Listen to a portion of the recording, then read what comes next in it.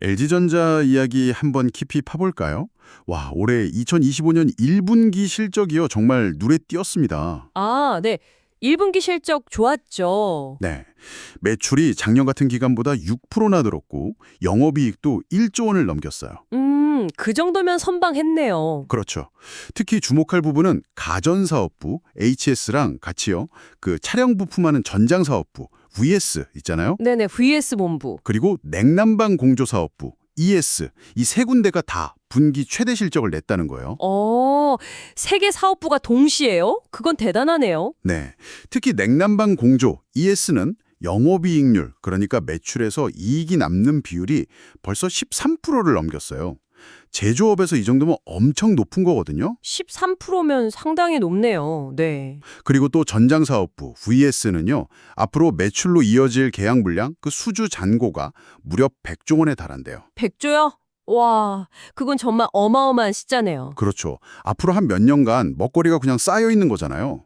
게다가 기업 간 거래, B2B 매출 비중도 전체의 36%까지 올라왔어요. 아, B2B 비중이 느는 건 안정성 측면에선 좋은 신호죠. 맞아요. 사업 변동성도 줄어들고 있고 또 구독 서비스 매출, 이것도 작년보다 30% 넘게 커져서 올해 2조 원 이상 보고 있대요. 구독 모델도 자리를 잡아가네요. 네.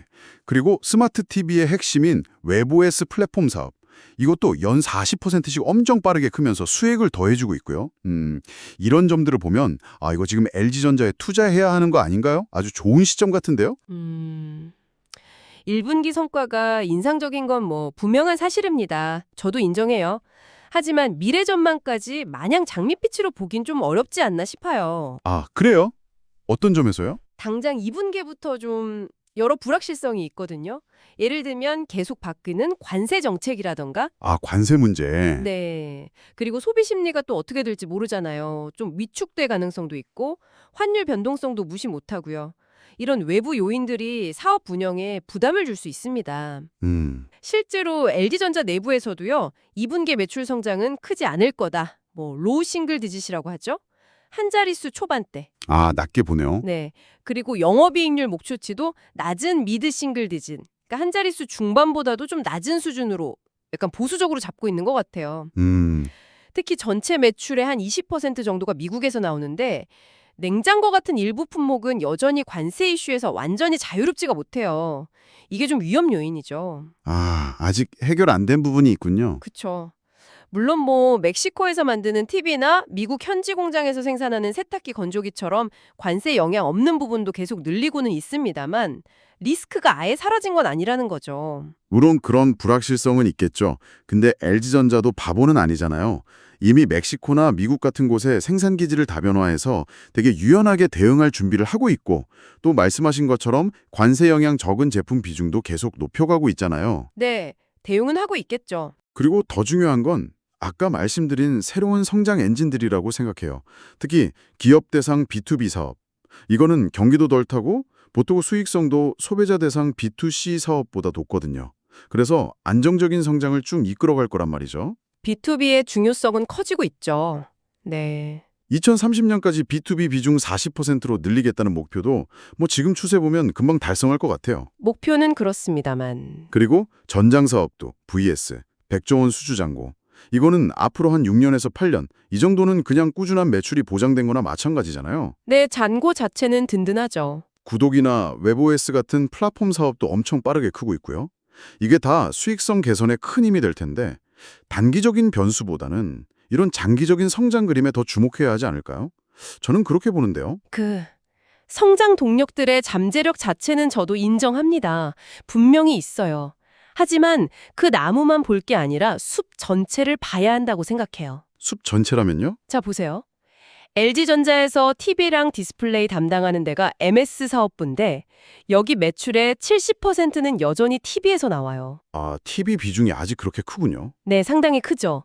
그런데 올해 전 세계 TV 시장은 성장이 거의 멈출 거다 이런 예상이 많아요. 정체될 거라는 거죠. 시장 자체가 안 좋군요. 그렇죠.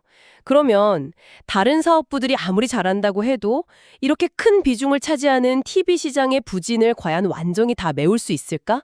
이건 좀 지켜봐야 하는 문제입니다. 아, 일리가 있네요. 이거 전장사업부 vs 수익성도요. 1분기에 4% 넘어서면서 개선되는 추세는 맞아요.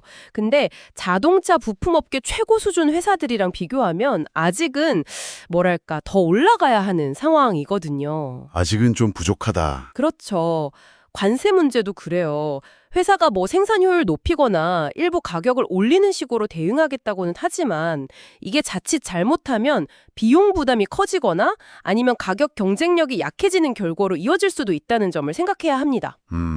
대응 체계도 리스크는 있다. 네.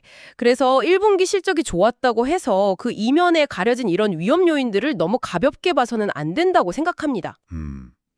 정리해보면 LG전자는 이제 그냥 냉장고 세탁기 잘 만드는 회사가 아니라 기업 간 거래 B2B, 자동차 전장 vs 구독 서비스, 웹OS 플랫폼 같은 미래 먹거리를 성공적으로 장착하면서 확실히 변신하고 있는 모습이네요. 특히 시스템 에어컨 같은 공조 부문이란 자동차 전장 부문의 성장이 아주 두드러지고요. 네, 체질 개선 노력은 분명히 보입니다. 그렇지만 동시에 전 세계적인 경기 둔화 가능성이라던가 아직 완전히 해결되지 않은 관세 문제, 그리고 여전히 큰 부분을 차지하는 TV 사업의 성장 정체라는 그런 숙제도 안고 있는 거죠. 네. 그러니까 새로운 사업들이 잘 크고 있는 건 참 긍정적인데 전체적인 균형하고 또 당면한 위험 요인들을 같이 고려해야 할 시점인 것 같습니다. 시청자 여러분께서는 어떻게 생각하시나요? LG전자의 이런 사업 다각화 노력이 과연 미래의 여러 불확실성을 효과적으로 잘 헤쳐나가고 또 지속적인 성장을 만들어낼 수 있을까요? 한번 진지하게 고민해 볼 만한 질문인 것 같습니다.